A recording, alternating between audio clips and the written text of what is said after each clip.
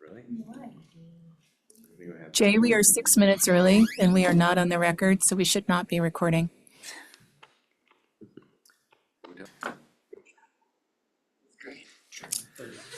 Okay, we now convene into regular session. We are coming out of an executive session. With that, the time is now 5:30 p.m. and an executive session has been concluded. The participants in the executive session were myself, council members Eric Gottel, Lynn Feiger, Gusty Kanakis, Brian Rodin, and Kate Stefani. Also town manager Michelle Mateer, water attorney, forgot to make that correction, town attorney Mike Sawyer, and attorney Rob Marsh. For the record, if any person who participated in the executive session believes that any substantial discussion of any matters not included in the motion to go into executive session occurred during the executive session, or that any improper action occurred during the executive session in violation of the open meetings law, I would ask that you state your concerns for the record.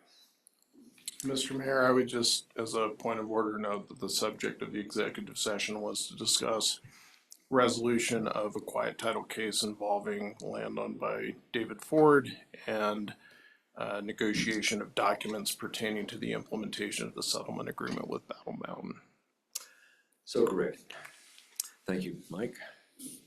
And this time I'd like to do a roll call. Gusty here. Brian here. Lynn here. Kate here. Eric here. And Earl is here.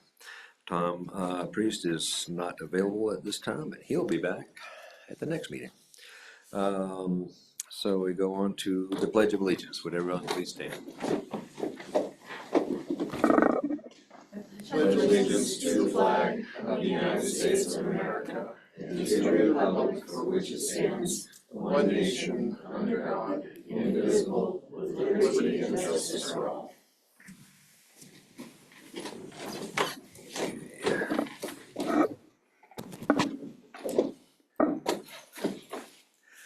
Okay, first item on the agenda is approval of the consent agenda. Do we have anyone that wants to pull any of these items? I'll make a motion to approve the consent agenda as presented. 8 seconds. Motion by Gusty, second by Kate. All in favor? Aye. Opposed?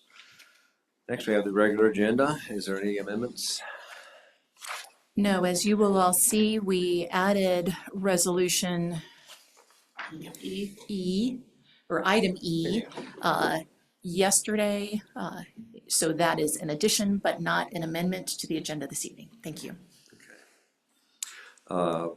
Point of order, Mike, you might be able, resolution 48, are we deleting that or do we need to just continue it? That's a item. That's the approval. Yeah, so we're going, you don't even have to continue it. Okay. We'll just, it's not a noticed item, so we'll just put that on the next agenda. Okay, so we'll just delete that from today's business items as well. Do we have a motion? I'll make a motion to approve the agenda. Second. As amended? As amended. Thank you. Motion by Eric, second by, was that right? Right. All in favor? Aye. Opposed? Okay. Does anyone have a declaration of a conflict of interest on any item on the agenda tonight? Nope. Next, we have public comment. If there's any citizens out there that would like to address council on anything other than what's an item on this agenda. Jay, you have anybody online? No, sir. Nobody with their hand up. All right. We'll move on. Council comments and committee reports. Have something? The only thing I was going to bring up was our September 4th meeting is getting moved ahead by one day. It'll be September 3rd. And there'll be a water discussion on there for 30% design on the membrane plant. And I encourage everybody to attend that meeting. It could affect your bills. So that's all I have. Thank you. Thank you. Right. We've kicked off the Safe Streets for All grant process with Stolfus Engineering.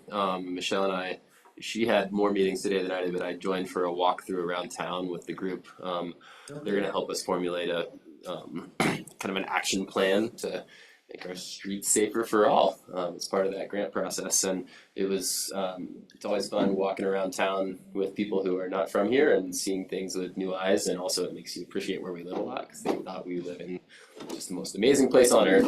But we did get to see some areas like the little beach park entrance and spend some time at the main intersection coming into town, things like that. So yeah, that was a fun way to spend the day. All right. Thanks for that. Just that last Saturday was the Affordable Art Fair, and it was a fantastic success. People were lining up to buy art, and nearly everything sold. And the Vail Valley Art Guild is extremely grateful to the town of Minturn for their help and assistance, without which this could not have taken place. Thank you, Lynn. Awesome. Okay, Eric. Nothing for me. Okay, and thank you, Gusty, for mentioning September 3rd, just to enhance that for everybody that might watch this program on the Zoom. That September 3rd is going to be one of the most important meetings of the year. And as Gusty said, we got water treatment plant on the agenda.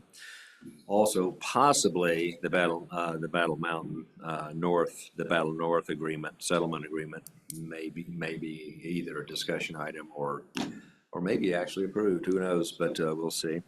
And finally, we'll be making decisions on the historic designations of 151 Main and 155 Main. So we are encouraging everyone to please turn out, because it's well worth your town's time to come in and help us. With that, we'll go on to the next item, which is the manager's report. Thank you, Mr. Mayor. Just two things quickly. As you will all see in the manager's report, there is the Colorado Municipal League Policy Committee. I'm looking to see if any of you are interested in participating on the policy committee. I put myself out there knowing that it's quite a bit of reading and attending meetings monthly down in Denver or virtually, but I didn't want to take this opportunity away from anyone on council that may be interested. It is quite educational, by the way. Okay, I just wanted to make sure. And then the second thing, and I forgot to get this in my manager's report, is that we have been approved through the Great Outdoors Colorado program for moving on to the second stage of a grant application for improvements out at Little Beach Park. So we submitted a concept paper a few weeks ago. That concept paper was in addition to a grant application that we have submitted through Department of Local Affairs. They're kind of tandem grants working together. Department of Local Affairs grant would be to replace the retaining wall that is currently moving year to year, not in a good way. The GOCO grant would be for the replacement of all new playground equipment, and we would need to have quite a bit of public outreach, primarily, hopefully, with our kiddos, to determine what that playground equipment would look like. In addition to some new seating areas, a new multi-use court, new access to the stage from the north end of the park, and a new river access pathway corridor. So we are getting ready to finalize all this. It's due early September. We've had lots of folks helping with getting letters of support, and at this point I am looking for the help from our youth in getting colored pictures of some of the playground equipment they might like to see. So I'll be reaching out to some of the parents I know to help get some pictures from children to submit for the grant application. So fingers crossed. We have $260,000 approximately that has been saved in the Battle Mountain escrow account since the annexation took place in 2008 to use as matching funds for this grant. Levi would like to see more slides. We hope Levi will give us pictures with slides. And we can work our neighborhood too, so everybody has those kids in there, their neighborhood, and, let's approach them as well. So the grant is being left very open-ended regarding the playground equipment itself. We have expressed that if we receive the grant, we would want to go through a pretty extensive public process to understand what our folks in Minturn would like to see for playground equipment. So the grant itself is asking for money for playground equipment, but not for the style or type of equipment, as we want to make sure we get the public involved. So when is the final judgment made on the grant side? December, In December, okay. yes. Thank you, Michelle. Anything else? That's everything. Any questions for Michelle? Okay, next there's no special presentations, yay. Business items. First, we have Resolution 46, Series 2024, a resolution approving the request for exemption from Section 16-17-110, which is the town code for undergrounding utilities. And this request has come from 362 to 366 on Taylor Avenue. With that, I will turn it over to, go Madison. So Carl, the owner, just walked in. He has submitted this request as allowed within the code council is allowed to grant exemptions to section 16-17-110. Otherwise, the project would be required to put all of their equipment underground, which, as expressed by the applicant, would be a lot of trenching, digging up other people's driveways, and likely an extremely costly endeavor. So I am actually going to turn it over to Carl for his presentation, since he is the applicant tonight. I believe he shared something with me that I forwarded to Jay that I believe he wanted to put up on the screen. And so I would turn it over to him. Thanks. Well, again, Carl Kruger, and I'm working on a duplex at 362 and 366 Taylor. And I tried to, as I work with Excel and find out how difficult it is to bring Minturn into wherever they are, I'm dealing with people from a different state when they design my utilities. So what I found in the process, I thought I could kill two birds with one stone. Somehow I've disconnected my current home, and that took 2 months to do, just with Excel, just coming out and disconnecting the line. But in order to get temporary power, they want me to put up a 20-foot pole. There may be other options, but that's what my designer was saying. And I go, well, if I put up a temporary 20-foot pole, couldn't it just stay there until we bury the whole line? And I realized, I'm not an engineer, and I don't love electricity because I could see lines, and that helps me as an architect. But what I was trying to do, if you could, Madison, do you have capability to go to my original application? Or Jay, the one that was in the packet, before I get to this? Jay, will you pull up what was in the packet starting on page 22. 22 and the pictures start on page 24? Hold on just a second. Thank you.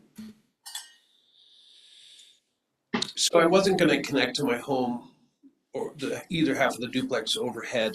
I was simply going to say, look, you could see there's a white line. It's a dimension line. And this is too bad because it shows up really well on my computer. But I'm in the middle of like 180 feet where there's no power pole. You can see the power pole on the far right, and you can see on the far left, and they're both circled with these square boxes. And then the high voltage lines are at 40 feet, and the low voltage or line, like household voltage, are at 20 feet. So I thought, well, I'll just put a temporary pole here, and they may not make it a 4x4 like they ask with these supports, but just make it a solid pole and bring the electricity down into my units that way. Instead, they really want me to come down the pole 20 feet, over 60 feet, and then into my buildings. So I was trying to save money, and ultimately when Minturn buries that line, I don't know who is responsible for what costs, Excel versus Minturn. But I ended up with 80, 90 feet of heavy duty cable that just gets thrown out because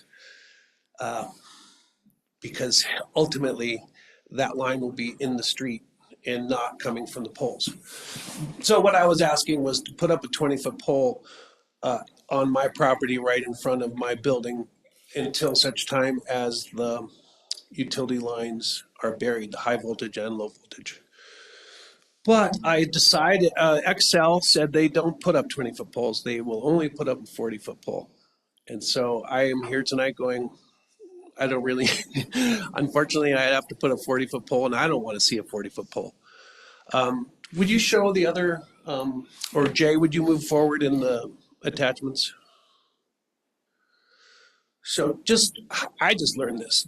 At the top of the picture, there's a high voltage line. They come down and there's a transformer there that apparently changes it to household. And that is in front of new construction. I'm not sure how they got to theirs, but not a problem because they just can come down that pole with the conduit and then into their building. Luckily, they're right next to a pole. If you don't mind seeing it, it's an easy way to get your electricity. Next slide. And that's the one I need to come from the other side of the Bacchus. And the skid steer is about where I would need to get the electrical to a pedestal, then to go into the duplexes. Next slide. And that's the old midline connection that I had to my house. It's still there. Next. And so there I was showing you what ultimately that pole would come in and be 20 feet. And on the left is existing as I've excavated. On the right is how I'm going to heal it up. And more diagrams. But you know, if the truth is, if it is, I really felt like I'm not adding overhead. I'm just adding a pole to get the electricity down to the underground as it gets to my house. So I felt like I was not adding to overhead power lines, and I was actually preparing the way for the underground to happen. But maybe, is there one more, Jay? That's just how I measured with a snow rake, was 18 feet tall. Next. So that's my temporary pole, which you know, probably will cost me as much to put in as just a real utility pole that's 20 feet tall. But I just am a young builder I've never done the utilities on a project before. Being an architect, most of the time that's a contractor's job, I guess. So anybody have any questions? Or I'm still asking for approval in case Excel ever came away from their 40-foot power pole rule. Well, we all understand how Excel is. That said, they are requiring a 40-foot pole and not a 20-foot pole, correct? They say they will never install a 20-foot pole. They only do 40-foot poles. And this lady, I'm not sure, my designer is an engineer. I'm not sure she has any knowledge of, like, is she saying that because I may need more power because I'm putting a duplex in the place of a single family? So it's kind of hard to get straight answers out of them, but I've realized I probably am just beating my head against the wall, trying to devise an economical way to do this and just do what they say instead of causing myself delay. Do you know how many homes on this span are connected above ground? You know, that was my electrician said to go and see what your neighbors in new construction did. Everybody's connected that's, you know, older than 10 years ago. I'm not sure when your ordinance came in that you were going to bury those lines at some point. And I don't know when that would be effective. Are we? No, now let me clarify that. Sure. No, we have no current plans for burial of the power line on Taylor Okay. that I'm aware of. The ordinance addresses new construction, and anybody that puts in new construction is required to underline their utilities. Right. It doesn't say how you get from the utility to the underground. Normally people travel in a pole, right? And so I was just setting up a pole to, the line is here. I was going to go, hey, I'm not adding overhead to my house. I'm just coming down the pole to get underground. But I really want to, I realize I'm fighting maybe the ordinance, but more than that, I'm fighting Excel, and I just don't really want to. I've Okay, never so wanted them. the reason this ordinance took place was Minturn is not going to be paying for undergrounding utilities, Right. at least not in any time in the foreseeable future. Understood. So this is our way of gradually allowing undergrounding of our utilities so that we can clean up our town over time. for until we can afford to do something. Agreed. So that said, it's kind of like if we, to me, it's like if we allow this, then we might as well not even put the code in. This So- could, but to actually underground that, because we've looked at this when we did our house. And you have to do a certain number of spans that don't require, support structures, so it ended up being like a block and a half for $100,000. Right, like, I'm sympathetic to this, because how does he get from, there's no way to get underground in the middle of this span. And then once he does, I don't understand it enough, like, if that does underground it all that whole way and then goes into that house, like, say the neighbor tears down and redoes them, like, can they use that same thing and split the cost, or they have to dig another Or they're gonna hole dig and another, so we're gonna end up with like 6 redundant lines in the ground next to each other going to each of those ones until, and then Because, like, if we if you ever don't- underground it, they all If you get don't redone. underground the main span and you're not next to a pole, there's no feasible way to underground the power. Well, I feel agree, that- that's where if you put the first exhibit back up again, Well, I feel that you're putting underground to your place. It's just the supply that you're not undergrounding, and technically you don't own the supply line anyway, so. correct, I mean, I'm just dropping a penny from the supply line. Down, And instead of having a conduit in the air to get to the ground, I put a pole there to keep the conduit from waving in the wind. But I could see how, maybe in the span appears to be, let's see, 50 and 60 and 50. So that's a 160-foot span. That's just 1, 2, 3, 5 houses. 160 feet, if it's 50-foot wide lot, that's. There's two 50-footers and there's a 60, and there's a pole at the corner, so that's 160 feet. The poles are spaced in that part of Minturn right up my road. So I could see where, I did think that my neighbor could use that pole too, instead of trenching across 2 new driveways, because he's gonna have to do that if that neighbor ever rebuilds. I don't, it's a person who rents long-term to people, so I don't, I've talked to him, but I didn't get permission to say, hey, I'll use that pole too, but it just would save, and you see, like, in the end, if it's underground to your house from your property line, then it's already set up for the future burial of the whole thing. But there are more issues than just, my graphic sense, which I tried to show Excel what I was thinking and how I was killing 2 birds with 1 stone, but I don't know if I'm gonna win that fight, especially when they say they only install 40-foot poles, no matter what they do, and that's what she said in the email. We never install a 20-footer.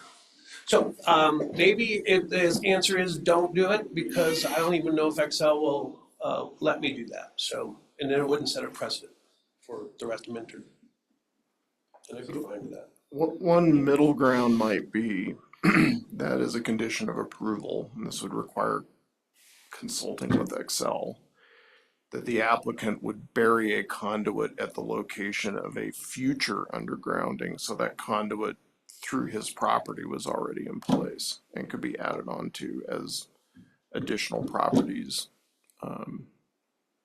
develop or redevelop. So at least we're making some progress to having the infrastructure in the ground to undertake the undergrounding when it makes sense. But then he has to do both things, right? Yeah, then he still has to build this pole and do that. But he's not undergrounding a line for an entire city block. He's installing conduit It's not, across his 160 property. feet is not an entire city block. I'm worried if we grant this exemption, we might as well repeal the regulation, because I don't know how you would, it wouldn't mean anything. Well, I know when one we thing it built does our do is house, we had to bury it. It was probably about 150 feet, I'm guessing, or maybe even more than that. It just was in the cost of building, and this is for 2 units, a duplex, right? So it's 1 trench but 2 lines, heavy duty legs they call them, I guess, I don't know.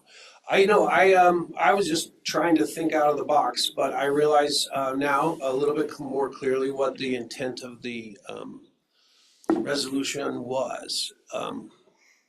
Because I do realize if everybody could do it, they'd just stick a pole in the front.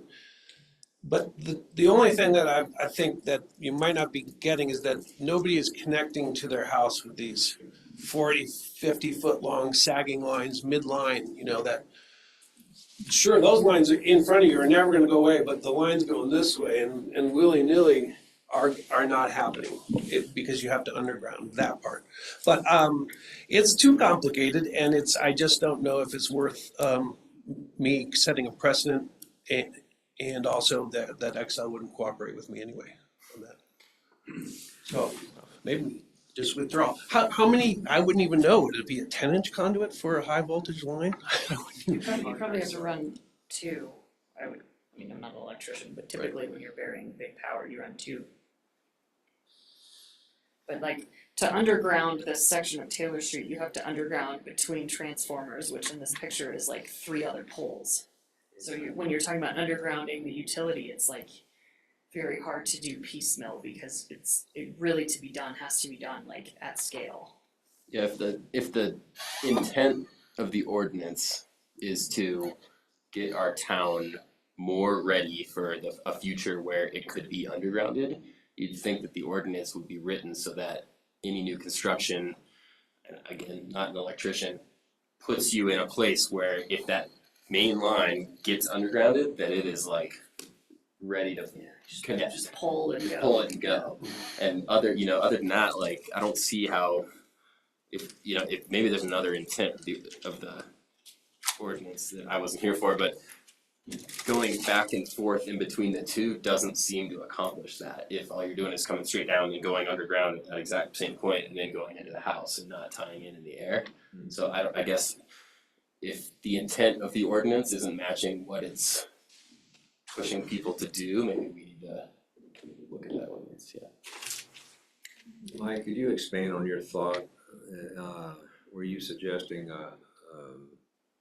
because it would be, the conduit would be, give us flexibility to underground service lines for other people?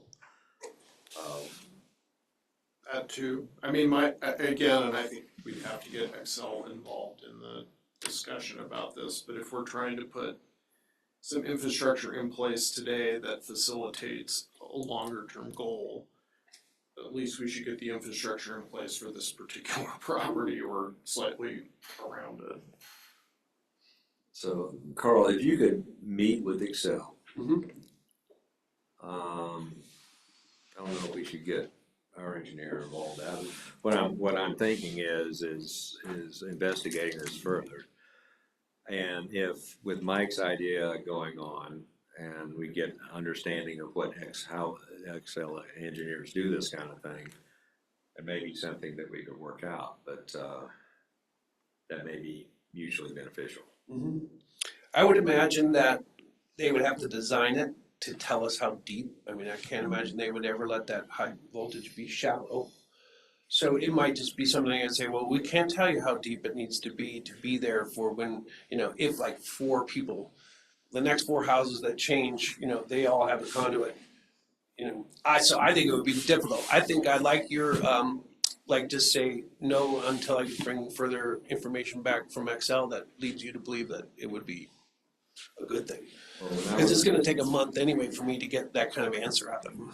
Yeah, well, you're right, because I was trying to do the same thing when I put in my garage apartment and on the back part of my lot, and the pole was literally about 20 feet away, in line with where I wanted to connect it into my house and this apartment.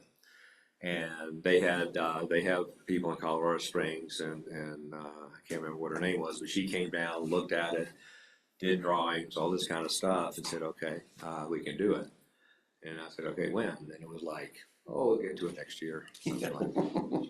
But that was a long time ago when everything was going, and that was back in the pandemic, so. Right. So I would encourage you to initiate that. Well, I They'll will, come out and look at the property and and see how that works. And maybe we could even get our engineer out there with them, because this is something that we can maybe investigate for future. And I'm not sure how advantageous a single stretch of conduit would be, because And that's what we want to find out. if you actually go to bury it, you're gonna be ripping up the whole street anyway, and then you're gonna be trying to match conduit, which is difficult in ground. We just need more information. Yeah. Yeah, exactly. I mean, if you want to pursue that, then that's what I would do. I'm certainly not gonna, a 40-foot hole seems kind of extreme. But Oh, yeah, yeah, I'm sure it's a couple, 4 or 5 grand. yeah. It can't be anything less. 20-foot pole, they say it could be 15 inches at the top, you could use it as a temporary 2 foot at the bottom, and I'm like, that's huge for a 20-foot pole. But, that's utility rated. So that's where I got off on the wrong track with them. I thought, wow, if I'm gonna put in a 4x4, why don't I just put in a real one and leave it there? And the power would be ready to go once the underground. But I will just, if you table me, then I'll either come back with more information that could convince you, or I won't. I'll just say, no, the schedule is gonna be that I'll just do it. Excel says to get in the ground before winter, because they like to charge for winter conditions too. Okay, thank you. Okay, thank you, Carl. So we have a resolution on the table. So perhaps we should make a motion to continue. Do we need a date certain? It's not a public hearing. You could table it to reopen it if Carl comes back and asks for further attention to the application. It's because it's not a public hearing, you don't have to continue it to a date certain.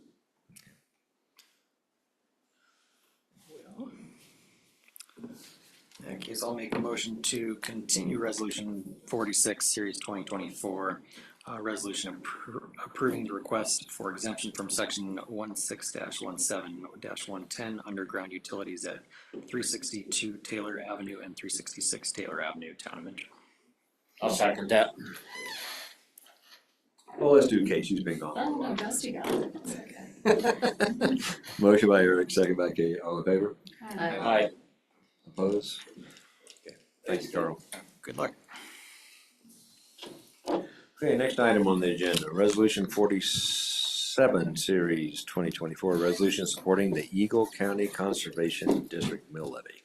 Thank you, Mr. Mayor. So I believe we have the Eagle County Conservation District online with us this evening to present the concepts behind their mill levy and what it will do to support their organization. So with that, I'd like to introduce Laura Bohannon. Good evening. Thank you for the introduction, Michelle, and thank you, council members, for having us join you this evening. I believe Allegra actually presented to you all back in May.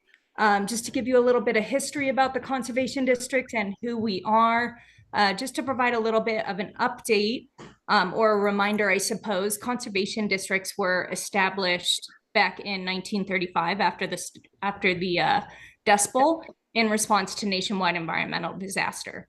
And so we represent and work with all landowners, ag producers, and water rights holders to assist them with conservation practices and natural resource management.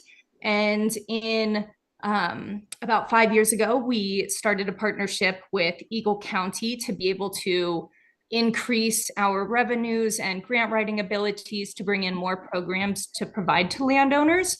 And so in the past 5 years, we've established a numerous amount of programs. And just to provide a recap of those briefly, we have a soil health cost share program for local ag producers. We have a drought resiliency program to help upgrade ditch infrastructure and improve our water efficiency. We have our Beyond Lawn program, which is a turf replacement and irrigation system rebate program for more small acreage landowners, or small backyard gardeners, as we like to say. We have a noxious weed cost share program to help eradicate noxious weeds and then help revegetate the landscapes.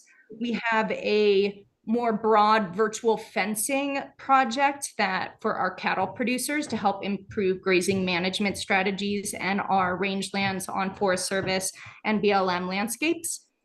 And then finally, we have created a native and drought tolerant seed program where we offer different diverse native and drought-tolerant grasses and wildflower blends that are curated and adaptive to our climate and region. The dilemma that the Conservation District faces today is that all of the programs that I listed prior to you are grant funded. And the Conservation District is a standalone district. And other than our county contract, we rely entirely on those grants. And they are non-renewable and they typically last 3 to 4 years. And so now the Conservation District is looking for a sustainable funding solution to be able to continue those programming efforts and to grow upon them and help expand those projects or those programs. And so we recently, and you should have this in your agenda packet, we recently sent out a second survey this summer to ask our voters, should we go to ballot this fall for a small mill levy? How would the response come back? And there it was 60% in favor for, and there was particular interest or a heightened interest and concern for, and of course this is geared towards natural resources, but maintaining drinking water quality and water quantity through the health of our rivers and streams. Another heightened interest was restoring and protecting forest and grassland health to reduce the risk of wildfires to our communities, and then conserving populations of native animals. And so the Conservation District, while most of our programs address these heightened issues, we want to make sure that we keep that in mind as we continue to grow and help build resiliency in our funding towards the programs that we offer to landowners. And so the Conservation District is intending on going to elections this fall. We'll be adopting our ballot language in our September meeting. So actually in about 15 days, we'll be adopting the ballot language. If you are curious what that ballot language looks like, you will see it in the draft resolution of support that we have forwarded to you. And as well, you can find it on page 22 in the survey. And so what you can expect on the ballot would be 0.15 of a mill levy rate, and how that equates to, or to help visualize it, a typical home that would be valued at $1 million would cost $10 in an annual tax, and that would provide roughly $650,000 for the Conservation District annually.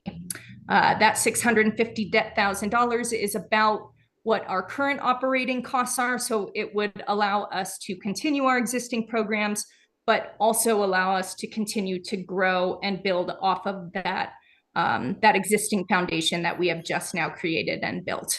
We would be able to hire two new staff members and continue grant writing to help broaden our reach in terms of projects that are geared towards our existing water plan and scenarios like that.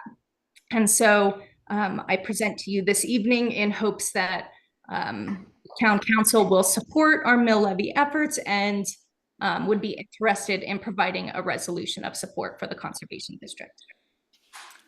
Thank you, Lori. Any comment, Gusty? I don't have any. Okay, Brian? Well, I really do appreciate the programs you all run, and paid attention to the presentation a few months ago.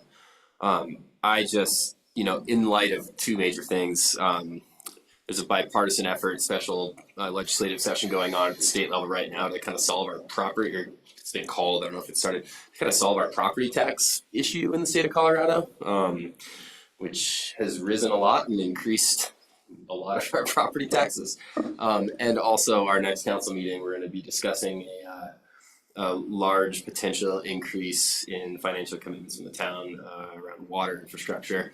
And I understand it's a small ask, but I really don't feel comfortable going to our electorate or being the person going out there saying, hey, let's add more mill levy obligations until we have some certainty around those two really big issues that the town of Minturn, I think, is going to struggle with more than a lot of other communities in our valley. So I wish there was like a push it back a year button to get these things solved. And I worry that, hopefully I don't feel comfortable going out there and saying that I'm supporting free candy mill levy at this point. Like I really don't think it's the time is right given kind of what we're trying to deal with as a community. Lynn? Well, I sympathize with what Brian is saying. As I understand it, this would impose a $50 annual expense on $1 million residence. It would be $10. $10. Oh, on a what? $10 on 1 million. $10 on 1 million? Okay, 10, then even more so. If it's only $10 for a year on $1 million residence, and I do think the function that they're doing right now is really important and needs to be supported, particularly in light of our drought issues and water scarcity, which I think is only going to get worse in the future. So for $10 a year per $1 million residents, I would support it. Okay. I don't think I have any comments. Yeah, thank you so much for sharing this with us. I think it's I see the value in it personally. I think it's 1 cup of coffee these days, 2 cups of coffee, $10. So it's, I think, money well spent. But Yeah, and I'm going through your initiatives and things that you're working on, and there is absolutely nothing on this list that I don't agree with in some way contributing to. You know, if my contribution is $10 or $15 a year, it's some of the best dollars I've ever spent. So I'm fully supportive of approving support from intern. Is there any other questions that we have on that? One thing, when you say valuation, I'm assuming you mean assessment or assessed value? Correct. Yeah. Correct. Okay. So that's even lower of a hit by a great degree. Okay. So if there's no more questions, yeah, go ahead. One more. If this would pass, would you get additional staff to kind of get some more of the projects going? Because the reason I'm asking is because I had contacted your guys' office and somebody else that I know did also about drought mitigation and seeing about, being able to get some sort of irrigation that, you could use less water. And they said they couldn't get back with us because they were totally booked on it. And I guess if it was passed, I'd feel better if you got some service out of it than just put off. Yes, and that's coming from our Beyond Lawn program. And so we recently launched this year, and it is a pilot project with very limited funds. And our intention with the mill levy is that we would be able to continue the Beyond Lawn program, but we would also be partnering and working a lot with the Eagle River and Water and Sanitation District to be able to combine our efforts to help broaden our reach with the program. Right now, we are internally, the Conservation District is a staff of 3, to only 2 geared towards a Beyond Lawn program with our partners. With a mill levy, we would be able to hire 2 new staff members. We would probably start the conversation with Water and Sanitation District about how we could combine our turf replacement and irrigation system rebate programs so that we can also work with them to be able to hire a full-time Beyond Lawn employee. I think we're quickly realizing that, given that it's a pilot project, we very quickly realized how big the need is.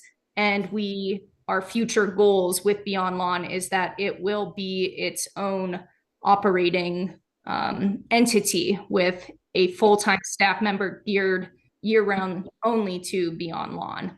So that is kind of part of our grander scope in how we would like to grow. Yeah, you mentioned work with Eagle River Water and Sanitation District. They don't supply us with water. We do our own in-house. Yes. Would they Yes, be and willing to so, work with Minturn for the water on that too, or I'm sorry? would you be able to work with Minturn on the water? Yes, absolutely. Okay. We already provide our services in Minturn, but we, in our first launching year, the need was much higher than anticipated. And we've been running to put, we just kind of got off to a running start and we're trying to play catch up. And we would like to be able to essentially what these evaluations, it's an on-site property evaluation where we address your landscapes and your irrigation systems and kind of curate a evaluation report that is curated to your landscaping needs and goals. And so it is a bit timely, we recognize, but we want those reports to be personalized for each individual. And the demand was much higher than we have the capacity to support. So our intention is to be able to focus a lot of our attention on the growth of Beyond Lawn. Thank you. Thank you.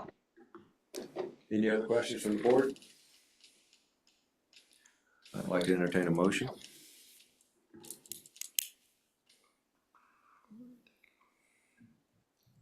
I'll make a motion to approve Resolution 47, Series 2024, a resolution of support for Eagle County Conservation District ballot question. Kate seconds. Motion by Eric, second by Kate. All in favor? Aye. Opposed? Okay. Okay. Both those 5-1. Thank you, Lori. We will support you. Thank you very much. I appreciate it. I just don't want to ask. We for will. people We'll to- see what happens. Okay. All right, so we'll move on to the next agenda item. Ordinance number 19, Series 2024, first reading, an ordinance amending the lighting code. Thank you, Mr. Mayor. So this last spring, Minturn held its every 2-year Minturn community survey.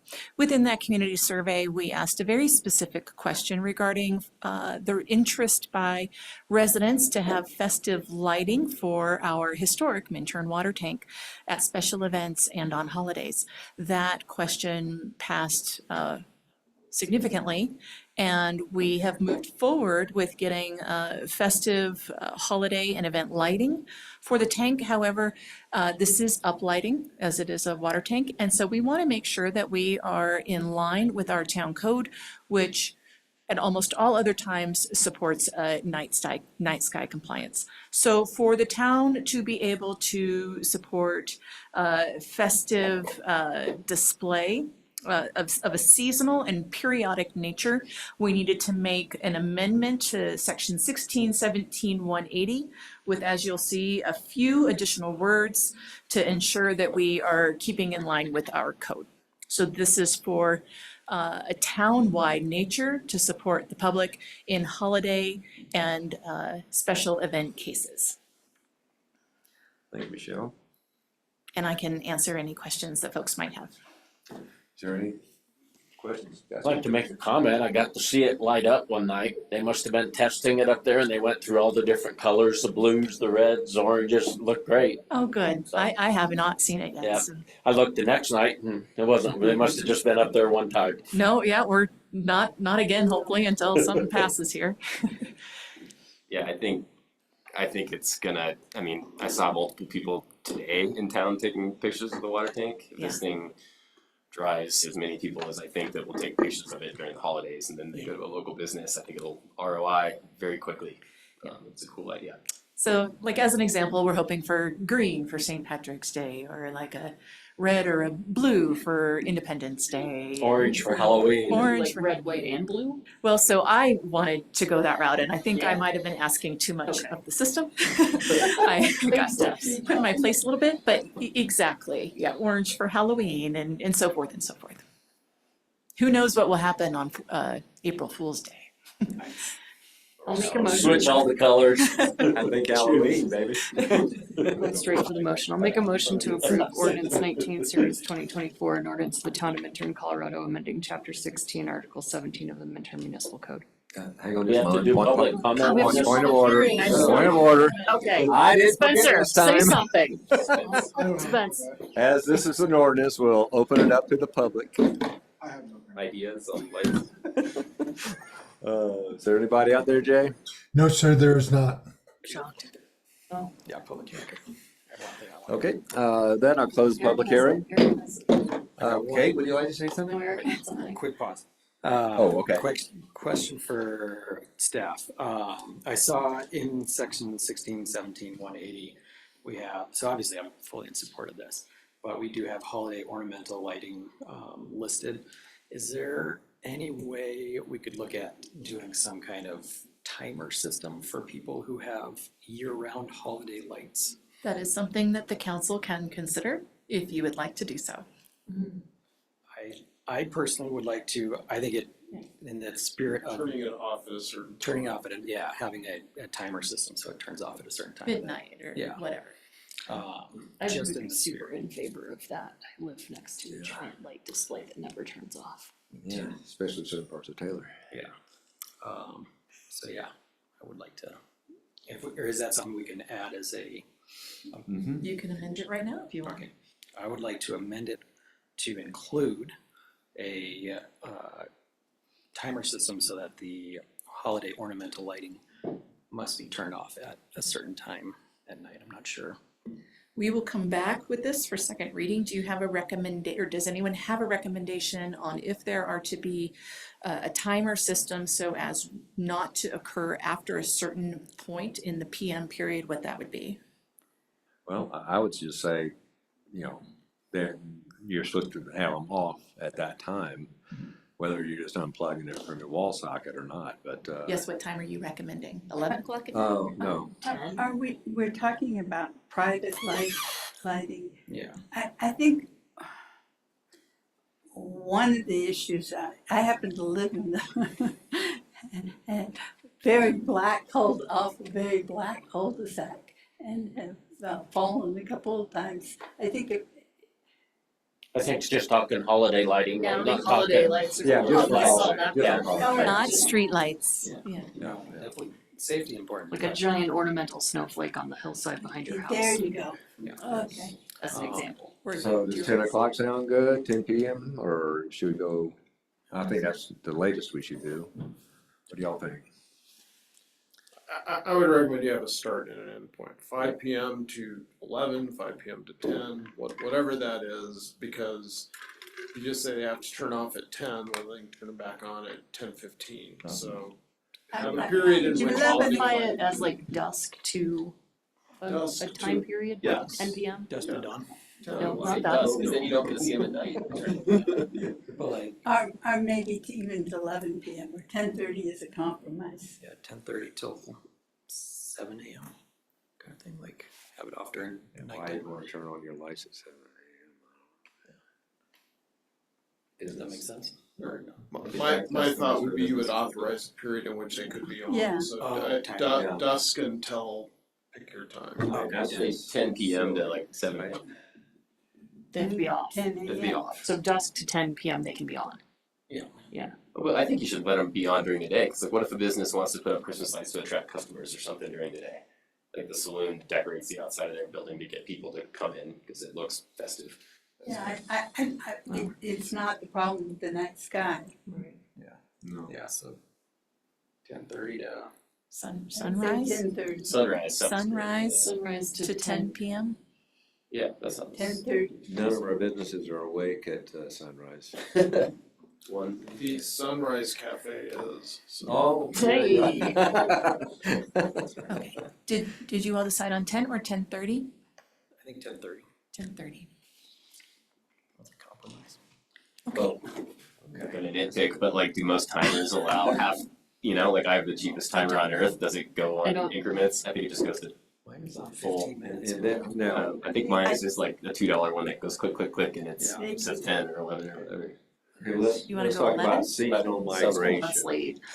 Well, So let's say we're doing lighting schemes for Halloween up on the tank and maybe the businesses sometimes get involved. But after the season, do they stay on, not like Christmas, after the season, do they stay on till spring or? You have no requirements right now for taking them down or to turn them off other than what is now being proposed. I don't wanna go there, cause that makes Minturn weird. I'm sorry. That's what makes Minturn weird. and I At your think own Christmas You lights. should have your own Christmas lights in April if you feel like it, cause, Okay. You just need to turn off at 11 p.m. yeah, just turn it off. Everybody's okay with that, that's fine. I just, So what I have That's right just my now, opinion. what I have right now for direction is support of the general idea for the exterior illumination standards for the uplighting of the town tank, and as well as an amendment to include the requirement of lights being allowed between sunrise and 11 p.m. so people can have cheap systems. So what do you call lights though? Because I got some little 12-volt lights on our deck that lights it up going up. They're on solar, there's no timer. Does that fall under it? Well, it would be under one of these I think we're five. getting overboard Still have on dark this. sky in our Honest to road. God, I really do. I could see maybe like Christmas lights and stuff, you know, That's all it is. setting them. But if we're telling everybody not even have any solar lights in their Seasonal gardens or, holidays, I- holiday ornamental lighting. what's that? It's just seasonal holidays. Holiday. That's, but the way Michelle just said it, it wasn't This- seasonal. So I apologize, this will be under subsection 3, holiday/ornamental lighting. Okay, all right. So if you have garden lights or anything, it doesn't fall under that. no, but they also, we did pass a dark sky, code a couple of decades ago. Is that no longer active? We address dark sky compliance on a complaint basis. Well, so it's no Well, I know the longer building active. code, if you're building a new house, you have to present your lights for That's right. review, and they have to meet requirements. I'm just wondering, you know, wintertime, you like to look at when I see a meteor shower or something and Christmas lights are doing the halo throughout the town and Well, you're. tell them maybe you're So showing dark wait skies until aren't dark 11:05. anymore. So 11. Only for holidays. So you wanna keep them on all the time. Although that's true, some people keep their holiday lights for the entire season. I know, So that could be another issue. that was what I was, It's Well, worth but if that's the thinking case, about they still have to turn off at 11, right? For holiday. For the holiday. I'm in bed by 11. I've been asleep for 2.5 hours at 11. I know, me too. Is that enforceable though? Cause then you could just say, oh, they're not holiday lights, they're just the lights. Well, if they're just lights and they don't follow the night sky compliance requirement, then it's under the night sky compliance regulation. Like if they're not angled down, pointed downward. And how do you define holiday lights? Do they have to be, that's really tricky. I'm just thinking outside of our fence, we have little lights that could be called holiday lights. They're white. Right, holiday lighting does have an independent definition. And, I'm sorry, we've already come way deeper on this than I thought we would. It seems like I maybe we think- should table I think this I'm- for yeah, I more think- consideration. I'm in now in support of the holiday lighting thing for ours, but I don't think we should address this right now without having staff look into it. I move that we just act on the Minturn water tank lighting. I think there was a motion on the table. Proper procedure is either you're gonna vote on the motion or it can be withdrawn. And then another motion can be made. I'm sticking with my motion. So you were, I thought Kate was making the. Well, mine was a false start.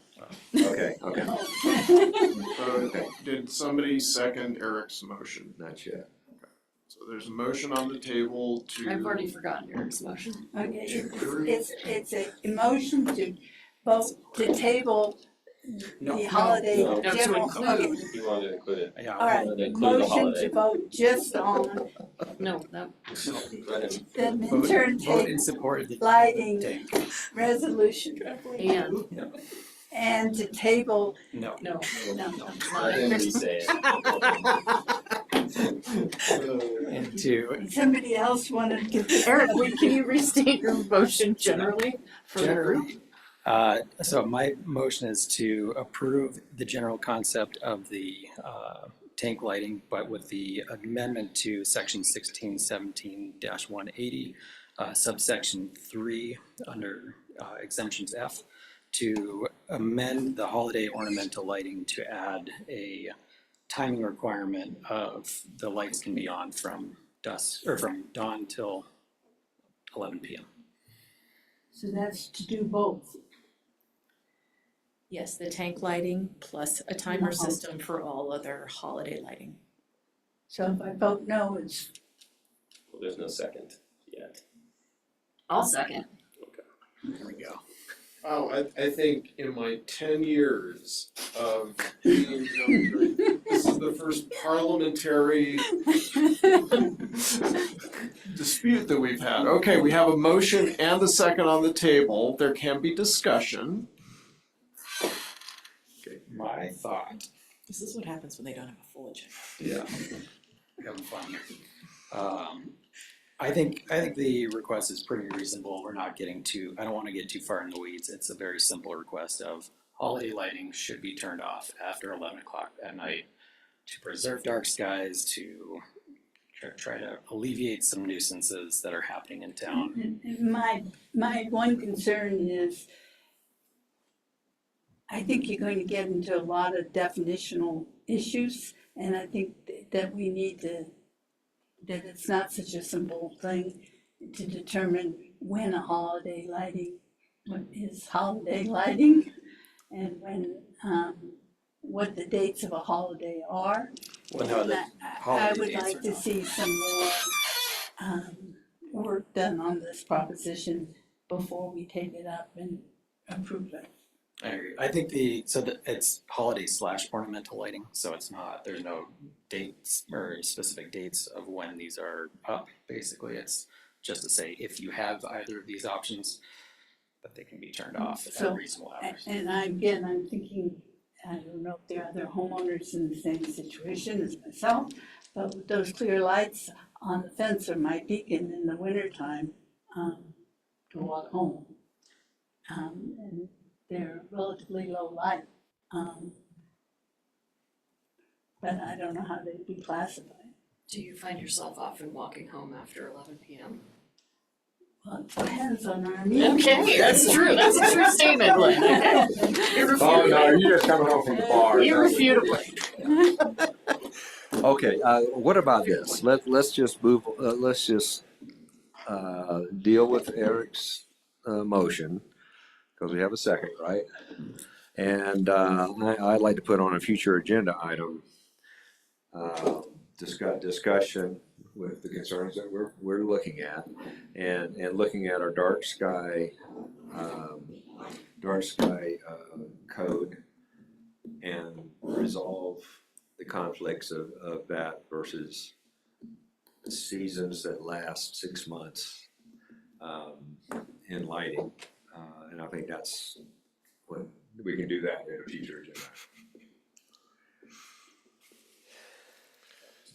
Is that okay?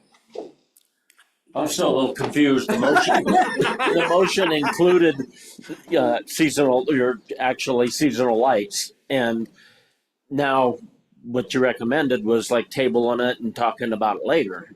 No, it was just the time of night and day. When are the Christmas lights they be turned off at night?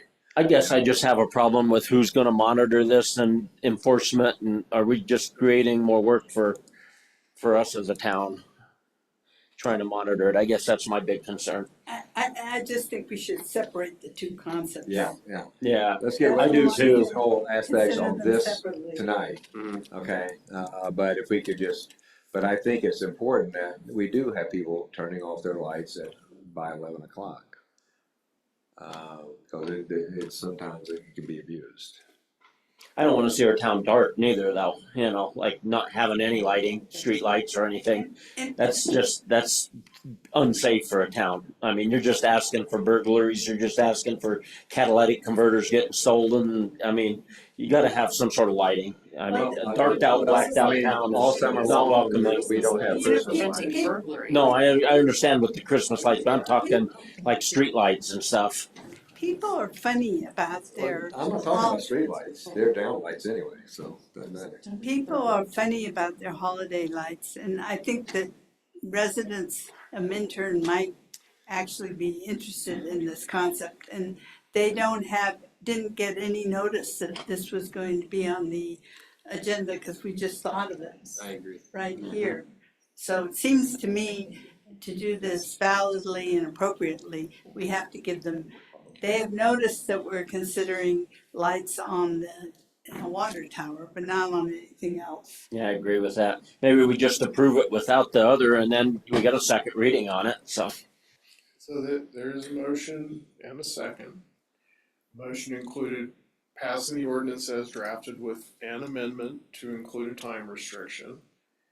The mayor can call the question. Questions called. Now you get We to vote. need to vote. Okay, did I open this up for public hearing? Yes, Close it? yes. It's been so long ago. Yes.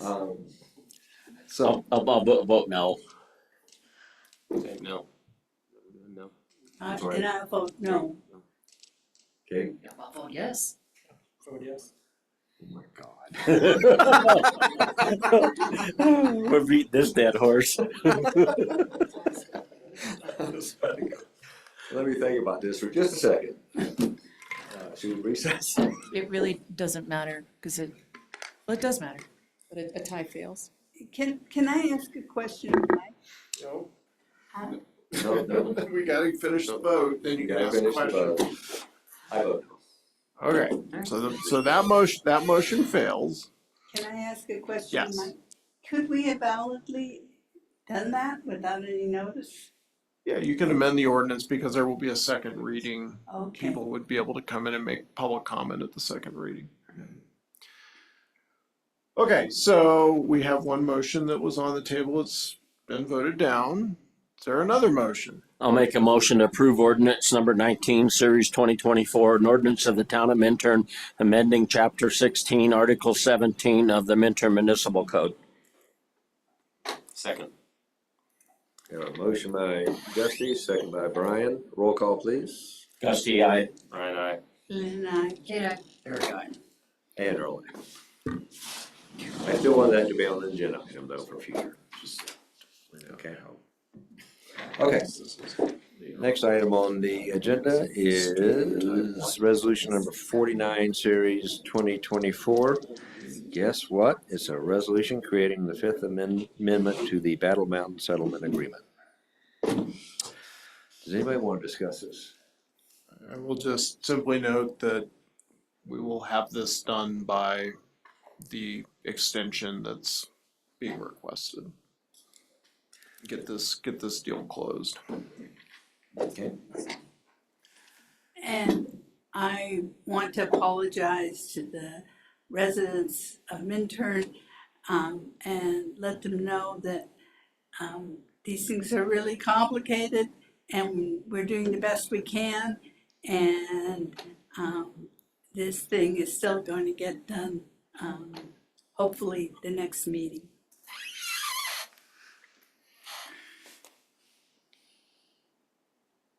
Okay. So it's a resolution. There's no more discussion. Do I hear a motion?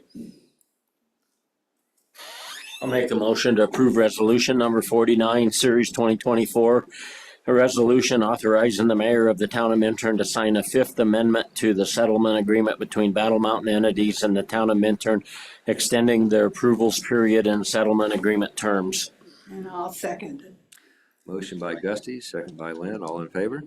Aye. Opposed? Mike, when you talk to Muncie, tell him I'm getting writer's cramp from signing these extensions. I'll mention that, Mr. Mayor. Thank you, thank you. So in consultation with the town manager, your remaining topic involves the strategic plan. It's not really a document of a legal nature, and with your approval, I would call it a night and go back and work on your stuff back in my office. Thank you, Mike. Thanks, Mike. So are you saying we're not gonna review the strategic plan? I'm saying we're gonna review the strategic Mike plan, said but not no. with Mike. No, not Oh, with yeah. the Okay, you can go away. Okay, so we're now discussing and reviewing our strategic plan draft. Thank you, Mr. Mayor. So late this spring, the Minturn Town Council held its council retreat, which we do after every election, to update the Minturn Town Council strategic plan. Part of this plan includes a vision statement, a mission statement, values, and priorities. This was done in a speed study type session, and we're so thankful that the council made it through that entire day. One item that we want to get back to, and there may be other items that this council would like to revisit as well, specifically is the vision statement. The vision statement is a long-term concept of what the community would like to see as our town 30, 50 years from now. It's a very important statement so that we have a guiding light of what we are trying to create into the future. And quite frankly, not something to necessarily be rushed in one day. I had sent an email to the council looking for feedback on a couple of the options of the vision statement, and council was so kind to individually respond to me with comments and feedback, which really led me to believe we needed to have a fuller discussion on the vision statement so we could you all could come to a consensus on what you want this to be. This vision statement, along with the mission statement, values, and priorities, will be used to guide staff efforts over the next 2 years, as well as our budgeting process. So this is not to be taken lightly. I included in the cover memo some of the considerations for the vision statement, as well as Brian Rodine had sent me some great feedback that I also included to make sure it got out to all of you. Earl Bedez also sent me a note today with an additional consideration for a vision statement that we can bring up through this conversation that essentially says, with respect for our uniquely historic past while balancing moderate growth with the need to minimize the cost of living for our citizens, Minturn will be guided to our future as a neighborly mountain community. So I'm going to open this up to the council to really pick up where we left off at that strategic planning session. Jay, I'll ask you if you could please bring up the strategic plan document from the packet. Yes, I will. Hold on.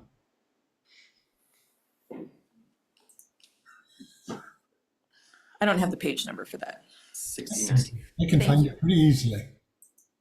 Okay, and you can take a look at the two options that were left from the strategic session itself.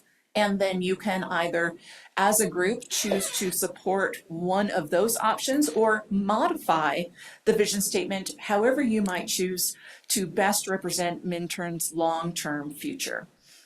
So here's a look at the very draft strategic plan. Jay, can you blow that up a little bit? Make it a little. That's the right page though, correct? Yes, it is. Thank you so much. Now, where did we have, like, I know we talked about it being transparent, and we had it in one of our last ones. Was that part of the mission statement or the vision statement? So values, right? I didn't see it on that neither. Integrity, Right. transparency. the four value, that was from the prior strategic plan. Okay. And that did not get pulled over to this one. Okay, because I know we talked about it at our retreat, we mentioned that. And you're I welcome. didn't see anything on here. Yeah, you're welcome to include that word. So the I vision. feel that's pretty important, so. I mean, that's one of the values, it's the values though, right? It is actually, Kate, thank you so much. Yeah. Under values, Integrity, transparency, collaboration, and resourcefulness. yes, transparency is a value. Just went out the door. Pretty hard listening. I thought so. So Gusty, I apologize. Transparency, you all listed as one of your 4 values. And it's on the current strategic plan. Okay. Sorry, I missed that. You also have integrity, collaboration, and resourcefulness. I didn't think yours was perfect, sorry. Yeah, those are good. So I don't know, just in terms of like when you sent the vision, I wrote back, and mine is not wordsmithed. I don't know if group wordsmithing is the best idea. But just in general, to me, like vision statements by definition look into the future. So just like looking into the long-term future kind of seemed like something we didn't need to put in the actual text of the vision statement because that's part of the definition of vision. And to me, like viable is a kind of, I described it as a meh word. Like viability is like the lowest bar we should set. Like that's just like to me, like that's not visionary at all to me. And so those two words as the key part of that sentence kind of seemed like then all that's left was like ensure enabling midterm. So I tried to fill it in with some things based on what we came up with the mission and priorities and things, and talked to, nod to history and talked about like fulfilling future for residents, businesses, and visitors. So that kind of covers, all of the priorities that we've listed, right? Like, so that's where I tried to come from with that.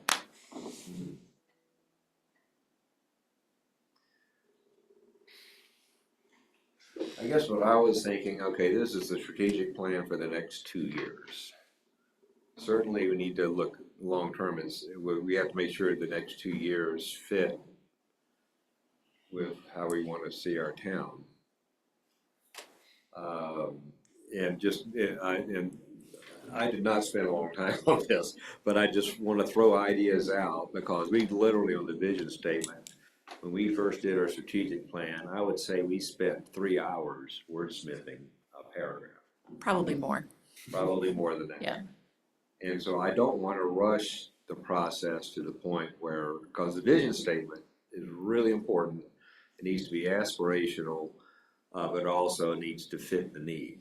And perhaps mine should be maybe mixed in with the mission statement because I was really focused on, to me, the major problem we have right now is we might be pricing longtime citizens out of town and not allowing people that have been longtime citizens that are renting not being ever able to buy. And so I was thinking when I wrote this was, we're needing to my path forward to avoid the situation is to grow moderately and affordably as we can make it truly affordable. And there's some opportunities that may come up in the future that'll allow that. And with the water system, if we don't grow, then it's going to price a lot of people out of town. So if we grow, we can keep it under control. If we don't grow, then we're going to price people out of town. And so that was on my mind when I wrote that. So I think on like the one you wrote, the first part of that sentence is kind of gets covered in the mission statement, and that covers it nicely. Mm-hmm. Your second line, that alone could be the vision statement, where it says the midterm will be guided to our future as a neighborly mountain community. It's kind of short and sweet. Yeah. Kind of covers. I didn't comment on anything because I thought we were just supposed to pick between the two when you said it. I said, I'll take number one. You did. So- I like that. Yeah.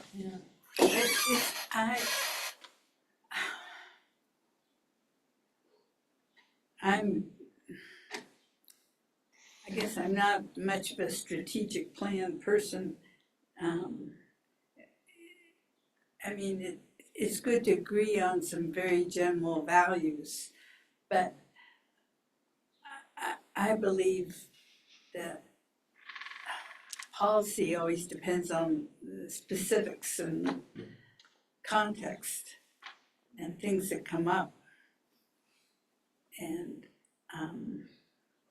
there's some point, well, we all want, we all believe in America and we all like apple pie kind of thing.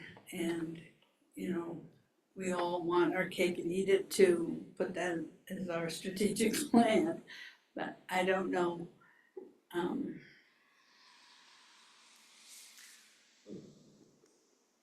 How meaningful that is. If you look at that page that's up on the screen, you know, you've got sections of the strategic plan, and vision and mission, vision is our vision of where we're going and how we want it to go. So yeah, it is a little foo-foo, but that's what it's supposed to be. You know, how we want to proceed to make our town as good as it can possibly be. And the mission breaks down into more detail, but then the detail is in the priorities.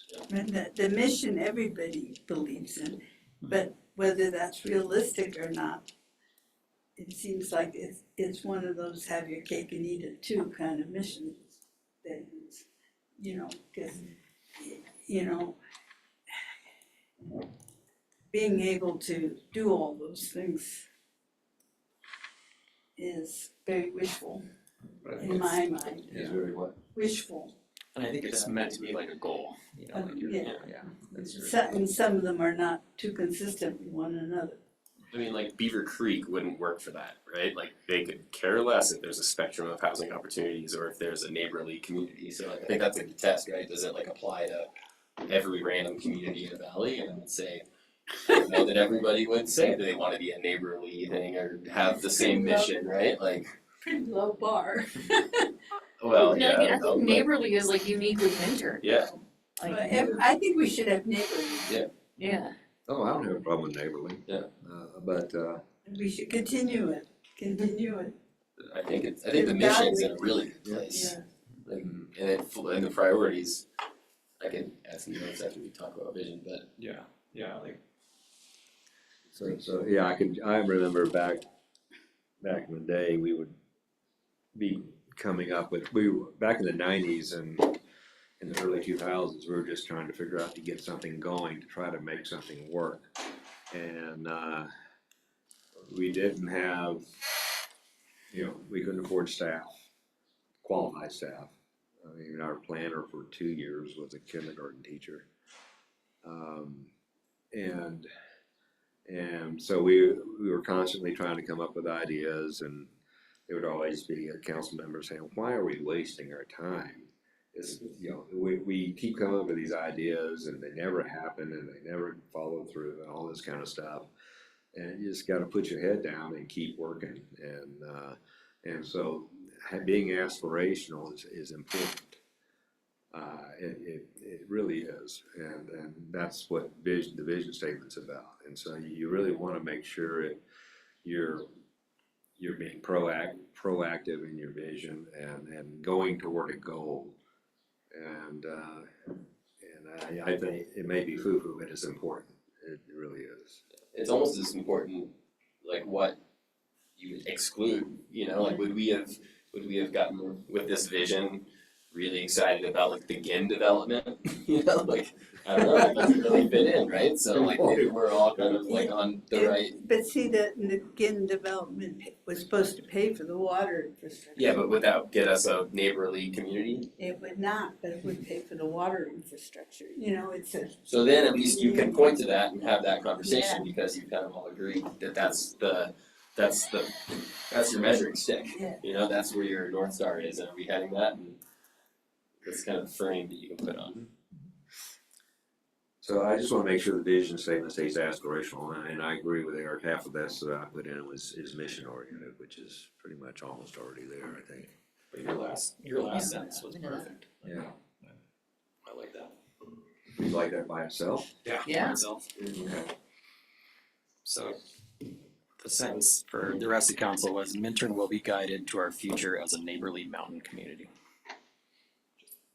Kind of hits all those things. I think it eliminates viable, which I don't know if everyone has received a copy of that. So Earl emailed his idea of a vision statement to Eric and I earlier today. Did you send it to everyone else, Earl? I didn't want to Okay. send it out to everybody. Thank you. So Earl's vision statement, which I read earlier, it's 2 sentences, and the second sentence of the vision statement or the second portion of the vision statement, as Eric just read, says, Minturn will be guided to our future as a neighborly mountain community. Well, just take It's that kind of and almost answer. like number one, that's just reworded. And Yeah, that's passive voice. Well, You can change it around so it's not. we'll work to keep, We guide or. Yep. Guide intern toward, yeah, so. Mhm. But yeah, that sounds good. Guide Minturns' future toward a neighborly mountain community. Perfect.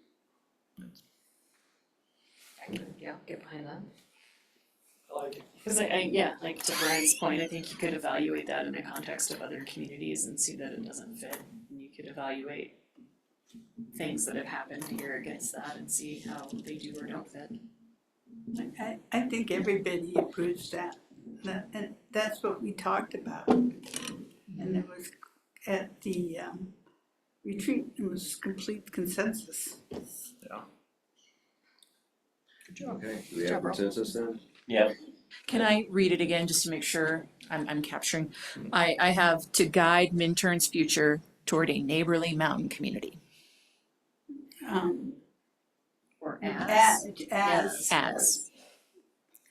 To guide Minturns' future as a neighborly mountain community.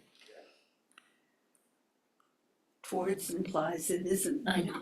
That's true.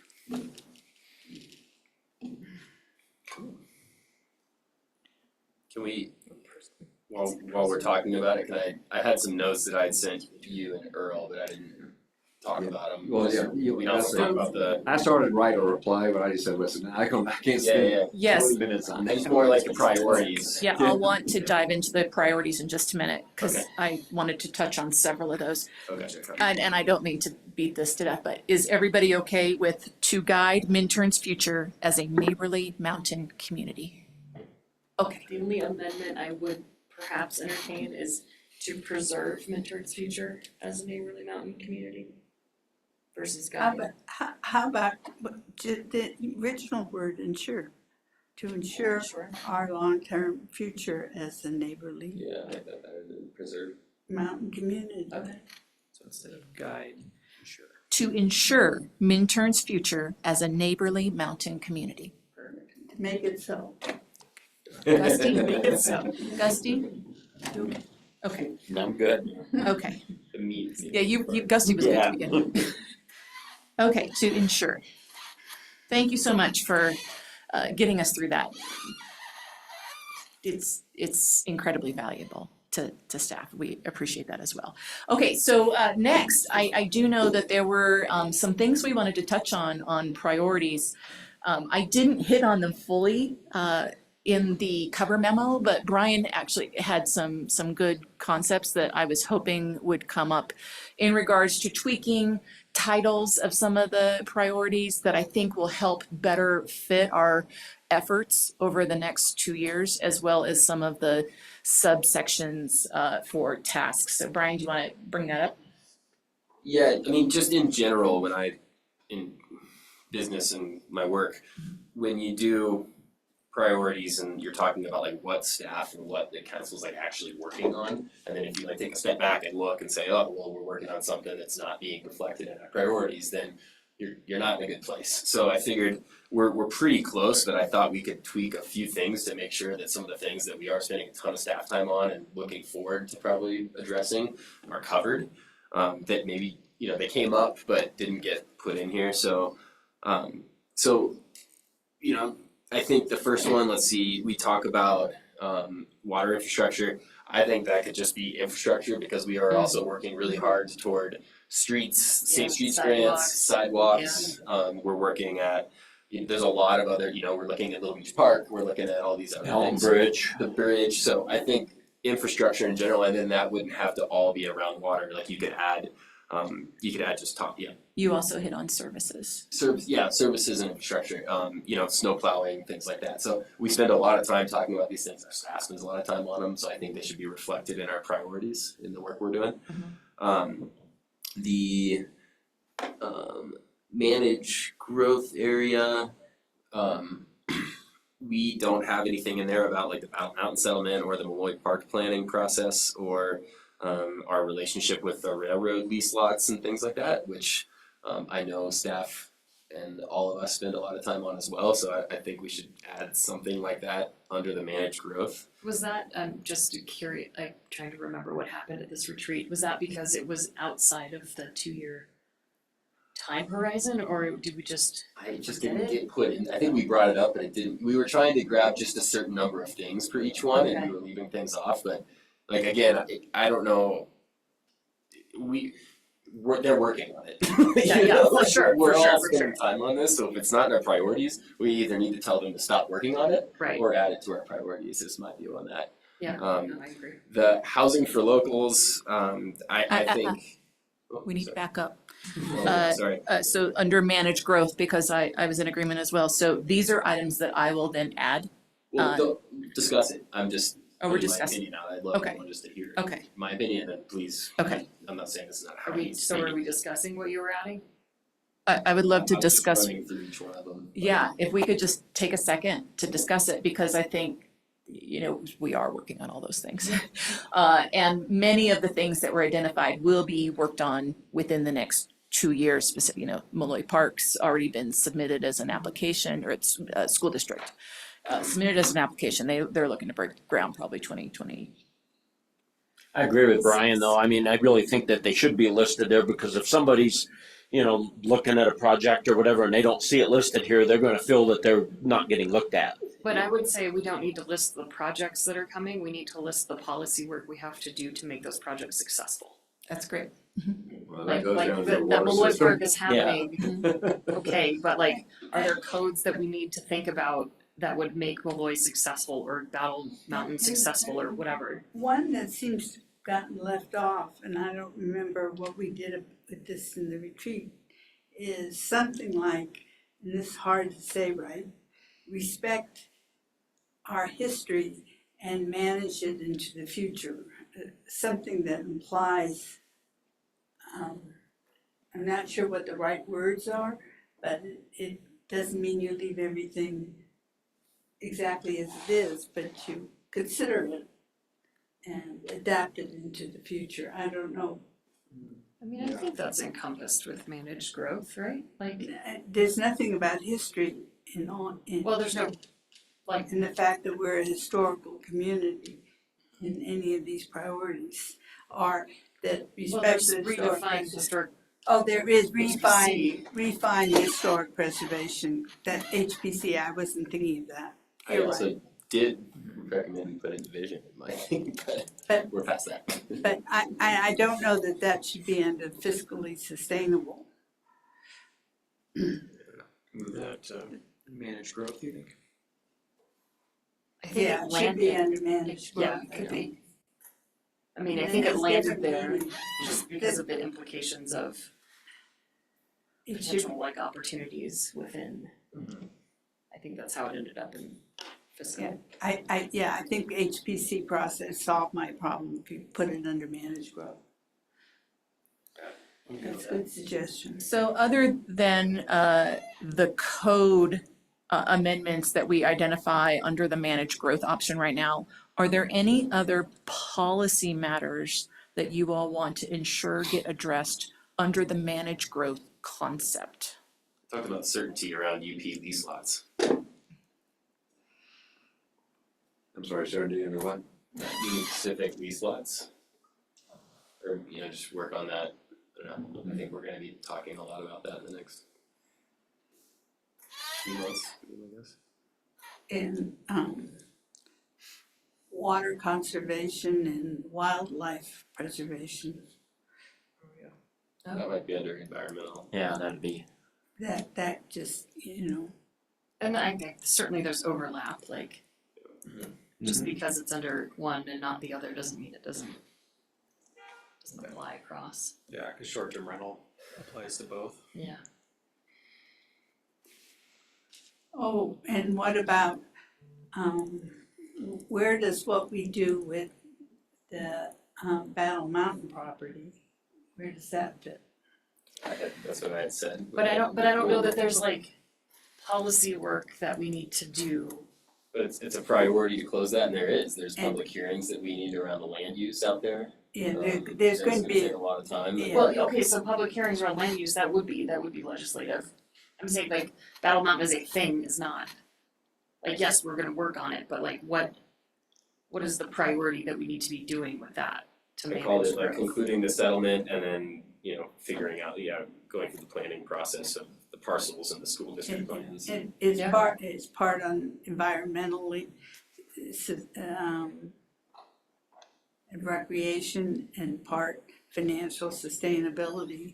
Yeah, but that is Yeah, gonna be no, like a I huge totally, growth, like right? future of Battle Mountain. So if we don't have Molloy Parcels or Park whatever. somewhere under managed growth, then we should. But like Molloy Park is a thing, isn't like, they can bring a project in and we will do it because that's what we administratively do as a town, but like, what would be policy work that we have to think of to Like make that proactive. successful? I think Like, ahead of that. figuring out our parcel use out there and what we're gonna do. Yeah, is so that's- So I'm like super- determine land use applications for upcoming public. Potential land use for, That's going to be. yeah, that, I'm for sure for that, but I'm just saying like as a, Yeah. we know the project's coming and there's Transportation and recreation. administrative work that has to go with it, That- but like that's not, That and the water Priority is just a structure matter are of probably course. the two Right. biggest I understand. new things we've got that we'll be working on for the next 2 years. So I'm putting down determine land uses for newly owned town property. So that will be able to include examples like parcel C just south of the Minturn North project. yeah, So yeah. newly acquired parcels. And beyond the infill that we have going now with the school district and Belden and Minturn North, nothing happens until we can get our water infrastructure under control. After that, it's done. So I don't understand what I'm saying really, but nothing can happen with managing growth other than what we're doing right now with those three projects until we can get our infrastructure going.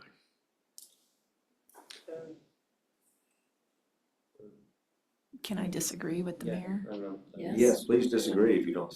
Only to say that by creating policy regarding your future uses of newly acquired parcels will determine amounts of growth that may or may not be supported. And the other thing that could hit us at any time are those big Forest Service properties, which would require, But I think that would fall under acquired land use, right? Like, well, no, it's not ours.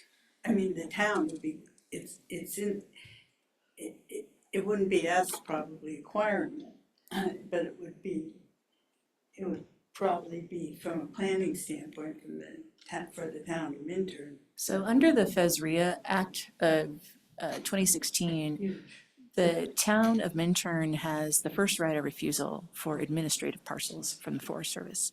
So although we do not have the funds to acquire that, we have the ability to partner with the Forest Service and find a third-party developer if we want to better control and guide what occurs on those parcels. That being said, it would, again, like decided before, determine land use for newly acquired parcels would be necessary. Or like Lynn was concerned, we could have exceptional growth. Okay, I think we've made it through infrastructure and services. We've added a few items to manage growth. I skipped ahead actually, and under environmental sustainability, I just threw in a note about water conservation and wildlife preservation. But Brian, did you want to jump onto housing for locals was the next one? Yeah, my only input on that would be, like, I see housing and then like the last meeting, we spent all this time talking about commercial rents, so like, is it just like affordable? Is it like not about just residents? Is it just like affordability for residents and businesses or something in general? But that's just something I throw out there. The title housing for locals, limits us to housing. Are you considering or recommending something like locals affordability? Yeah. Which then could encompass business and residential and such. I like that. Spence, do you like that? I actually stopped listening. You making a sweater? What are you making over there? A cardigan. Thanks for noticing. Has to go with those pants. I finished the pants, mostly because of these meetings. Mostly because of these meetings. So I'm going, I'll update it to say, affordability for locals or locals affordability. Could we just call it affordability? Locals affordability sounds good. Does it have to just be for locals? What's a local? Well, anybody that moves here is gonna be a local. Yeah, it's real affordable. I just, I mean, it's- I think indifferent, like, Yeah. it's fine either way. you know, I just don't know how that's gonna get pulled off. I mean, you know, rent control, those kind of things. It seems like a very governmental, and very, Isn't that kind of what very we're red girl? tape-ish. I mean, how do you develop rent Misread control? what we're doing? You have a single owner that owns the property, We are the government. and what are you gonna do? Say, well, you can't make money, you gotta lower your rent and lose money. I don't know how. No, I mean, I think that There's grants that we can. Creative things that are out there. Well, I'm sorry, did I misunderstand you?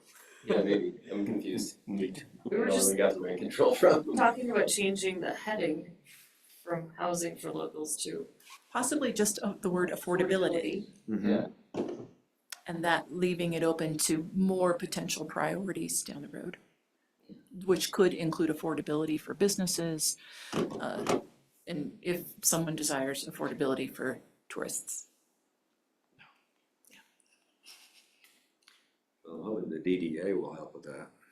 Wonderful, and that can be a great priority under affordability. So is that, I mean, okay, I had a thought, but it left me. It might come back by the time I bring it through for resolution. It might. Okay, so then fiscally sustainable, Brian? I actually didn't have any additions on this last two. Well, so here was my thought, it's back already.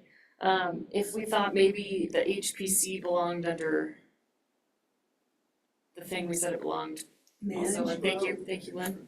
And the DDA might fall better under affordability than like we don't, like fiscally sustainable is certainly a non-negotiable thing, but what other work is staff doing from like a policy standpoint as a priority on that? So you call it like economic development or something. Right, so Yeah. I would say that the goal of diversifying Minturns revenue streams is a real top So- priority. Financial diversity might be a different, that's different than sustainable. Yes. Yeah, diversifying the town's funds, I can, Just economic diversification.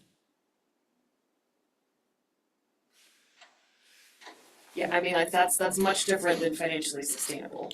So are you thinking along the lines of, okay, we have sales tax as a funding mechanism for sustainability. We have our historic charm, but what, are you thinking of other mechanisms?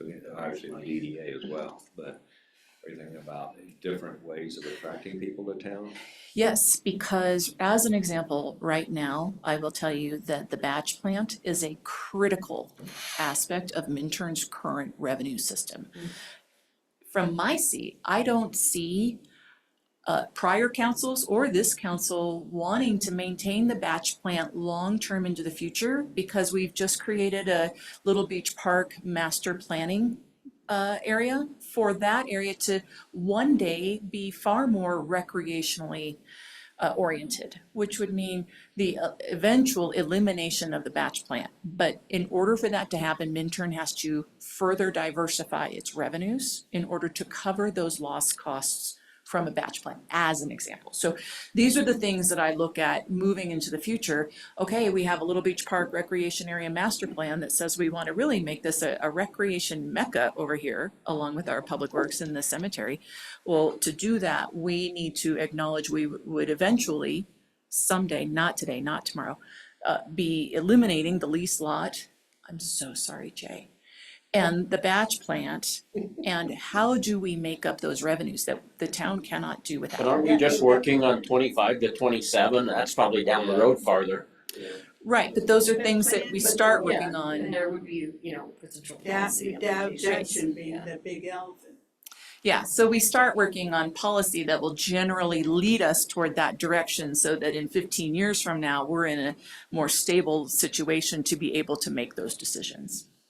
So to take our example, we could be looking at that area as we start working on ideas of what fits with what we have there with our master plan, but also assuming that the rental properties and the batch plan and so forth, we want to do something different there. What do we add to that scenario that we have going there? We have bike parks, been a But it could be tremendous, something, oh, sorry. the bike park's a tremendous success, so what's another good addition that's gonna bring more people in?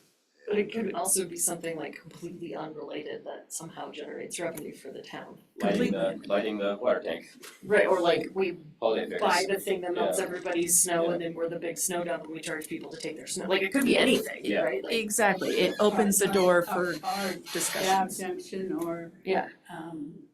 some other commercial Thing, development yeah. somewhere else. Was any of this in the community plan, or is it currently being worked on, or we're planning on working on it? Cause like Gussie said, are we gonna do this in 2 years, or are we making up things to do? Well, that was my question. I don't know like how much time is staff spending on. I will say the transition to the Little Beach Park master plan is not happening in 2 years. I just use it as an example for you know, kind of preparing long-term for the future, knowing that this is a 2-year plan. You have to do everything in increments. So what could happen in the next 2 years that gets us to that 15-year goal or 20-year goal? You don't want to start planning on year 19 of your 20-year goal. Is it something like reduced dependence on consultants around lawsuits? That could be excellent. Litigation costs, you know? Excellent. There, Hopefully we'll. I don't think do that one is voluntary, but we have lots of consultants in other areas that are voluntarily.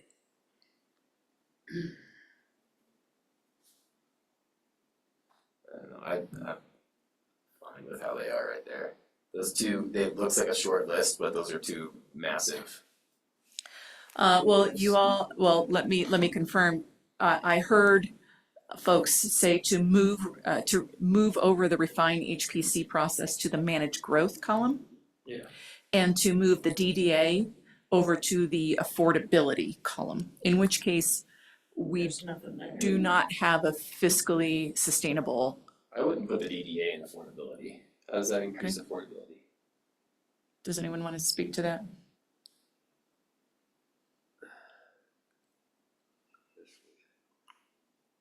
Well, yeah, well, it does, it definitely, I think it's gonna result in a more dynamic, business community in town.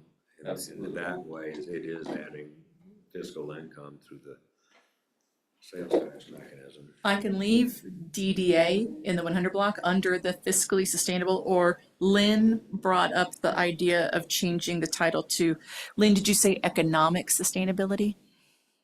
Economic diversification.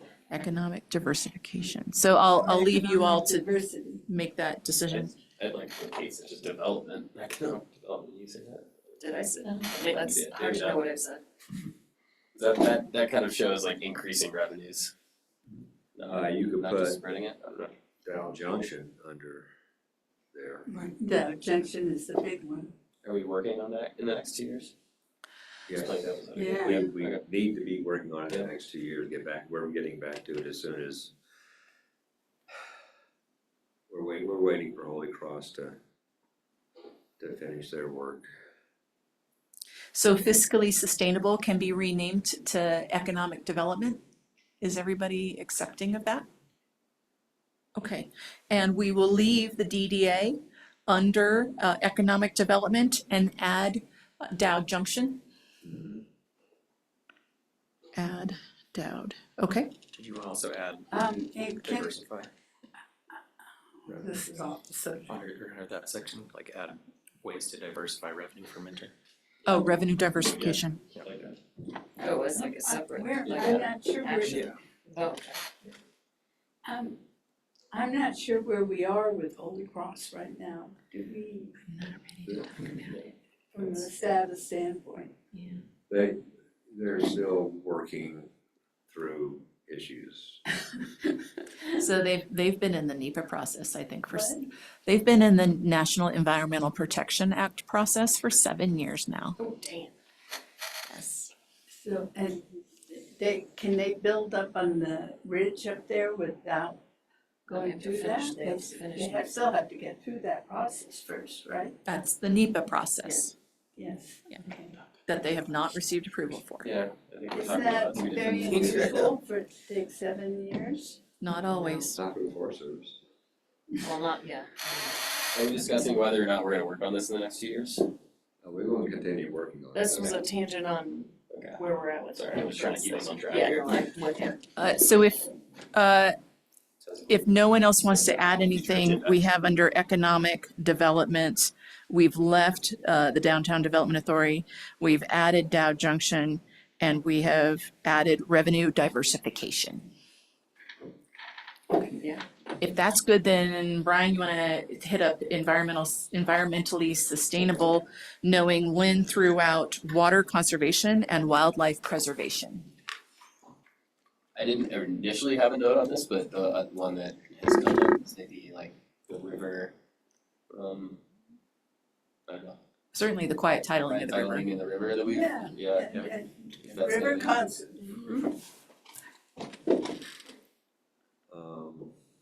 Should we And bring this- in on that, wherever, trails are closed in the winter, in town, that leash law would go into effect? I think we should put a dog park in here, that's- because that would keep people from having their dogs bothering wildlife. Build a dog park.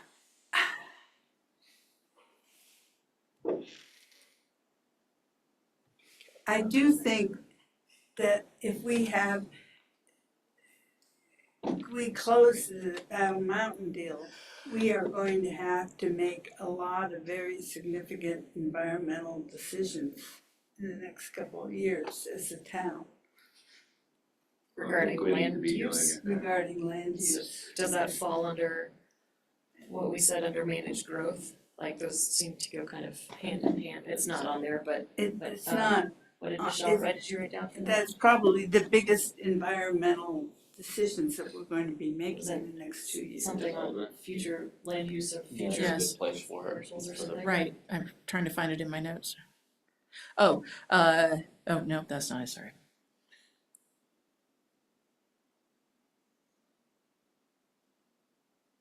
Determine land uses for newly acquired parcels. So it sounds like we'll want to ensure that an environmentally responsible approach is taken Yeah. when ensuring land uses for newly acquired parcels.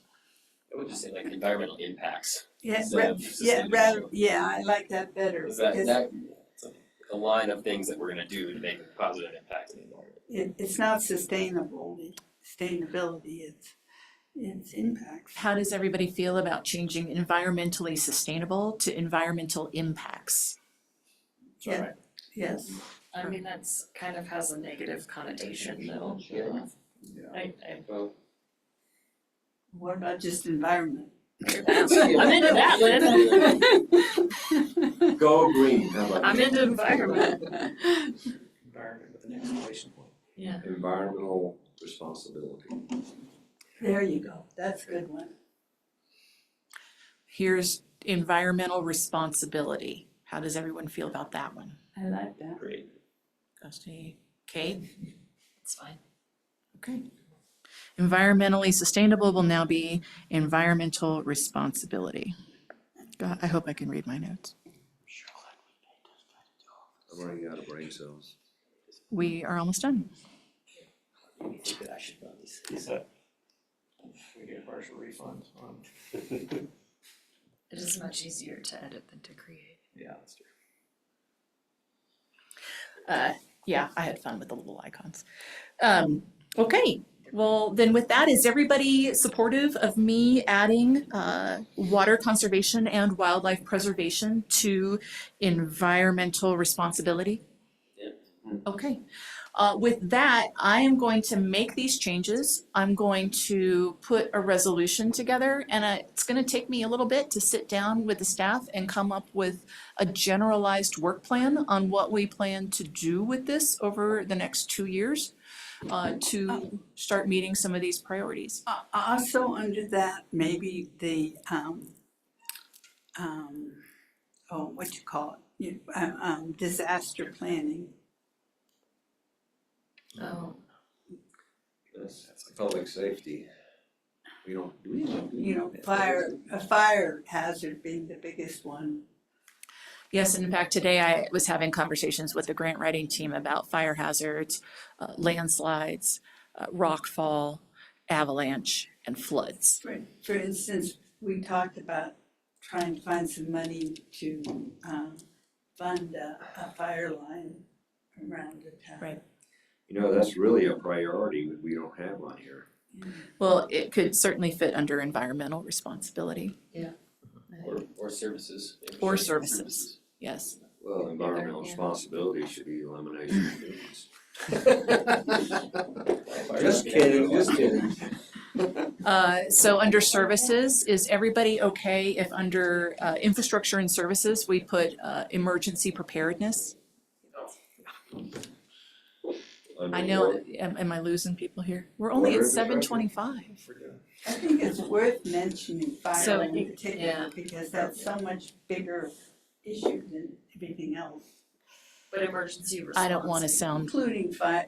I don't want to sound like I'm minimizing fire because I'm in complete agreement with you. For grant writing purposes, it's But very the- helpful to be okay. able to point to emergency services, and that covers a wide variety, so that if we apply for a grant for all these things, and I'm can't sorry. say- Whatever you need to call it to get us money. Yes. Okay, so under services and infrastructure, we will include emergency services with the note of fire being our primary, a primary.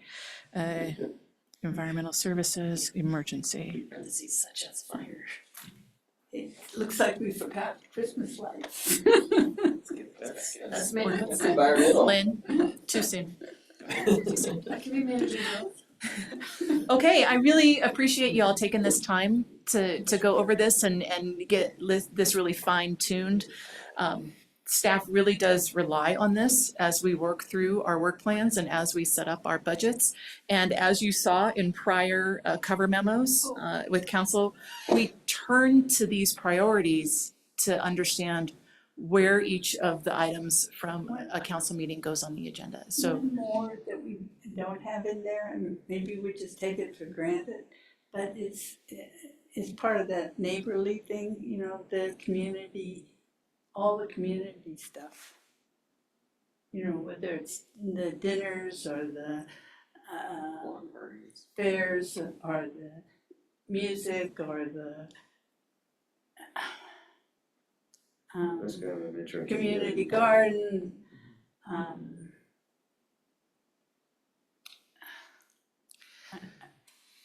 There should be a word that, the Halloween stuff. yes, so towns like Minturn approach economic development in a far different way than like the city of Denver. We don't give sales tax rebates, we don't, but what we do is we work and at least when I was economic development coordinator, we worked at creating the community whereby others would want to come. So we were a very locals first community, and tourists tend to gravitate toward that as an after the fact set of consequences that occur from being locals first. And so all of the things that you just identified were things that support the locals' quality of life.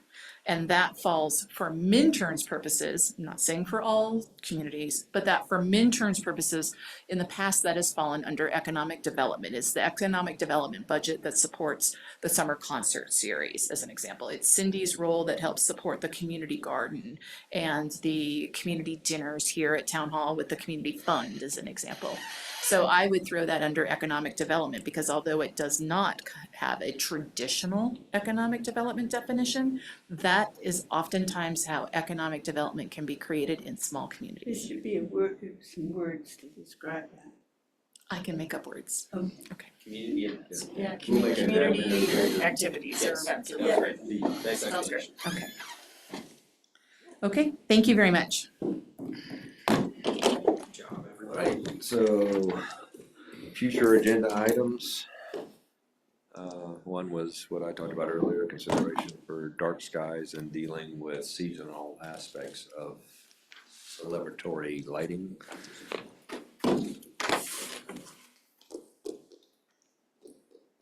Anybody else got anything? Just looking through our list. Do we hear a motion to adjourn? Make a motion to adjourn. Second. A second. Motion by Kate, second by Custy, all in favor? Aye. Opposed?